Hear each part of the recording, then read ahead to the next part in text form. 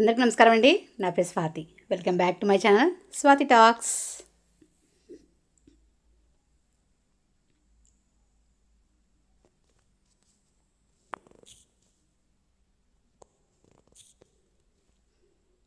ఈరోజు నా టాపిక్ ద్వారా ఎంతగా ప్రేమగా ఉన్నా నమ్మకం లేకపోతే ఎలాంటి బంధమైనా బలపడదు.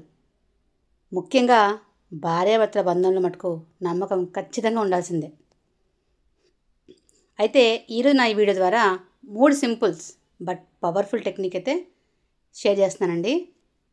అవి నమ్మకాన్ని నిర్మించడానికి సహాయపడతాయి.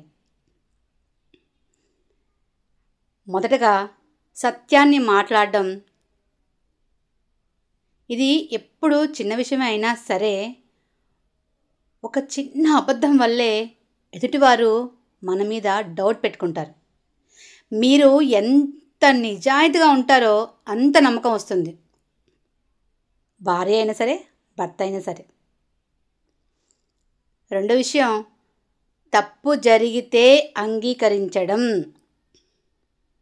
కావాలని తప్పు ఎవరు చేయరండి, కొన్నిసార్లు అనుకోకుండా అయిపోతాయి. కాబట్టి దాన్ని మనం యాక్సెప్ట్ చేయాల్సిందే. అందుకు సారీ చెప్పడం అనేది బలహీనత కాదు, అది బంధాన్ని బలపరిచే గొప్ప గుణం. ఒకసారి మనం బాధ్యత తీసుకున్న తర్వాత ఎదుటివారికి మన మీద నమ్మకం పెరుగుతుంది. మూడో విషయం, మన మాటలు మన పనులకు జత కట్టాలి. ఈ విషయంలో ఇలా చెప్తున్నాను ఏమనుకోద్దు. కొందరుంటారు, కళ్ళు ఒకటి చూస్తాయి, చెయ్యి ఒకటి చేస్తుంది, కాలు ఒకవైపు నడుస్తుంది. ఇది మాత్రం చాలా డేంజర్ అండి. ఇలాంటి వ్యక్తులు అస్సలు చాలా కష్టం. అలా కాకుండా మీరు ఒకటి చెప్తే అదే చెయ్యాలి. భార్య అయినా భర్త అయినా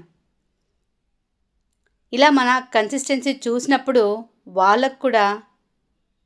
వాళ్ళకు మీరు డిపెండబుల్ అనిపిస్తారు. కాబట్టి ఆలోచించండి ఒక్కసారి. చివరగా ఒక్క మాట, నమ్మకాన్ని గెలవాలంటే పెద్ద పెద్ద పనులేం చేయాల్సిన అవసరం లేదండి. అవునా కదా చెప్పండి? చిన్న మాటల్లోనే నిజమైన కదలికల్లో నమ్మకం పుడుతుంది. మీ బంధంలో ఈ 3 సూత్రాలు కలుపుకోండి, ప్రేమ కూడా నమ్మకము 2 పెరుగుతాయి. మీ భర్త మీ మీద పూర్తిగా నమ్మకం పెట్టుకోవాలంటే ఈ ఒక్క సూత్రం కూడా పాటించవచ్చు. మీరు ఒక మాట చెప్పాక అదే చేశారు అంటే అంతే, ఇంకా వాళ్ళ హృదయంలో నమ్మకం వేసినట్టేనండి. దర్జాగా కుర్చీ వేసి కూర్చోవచ్చు.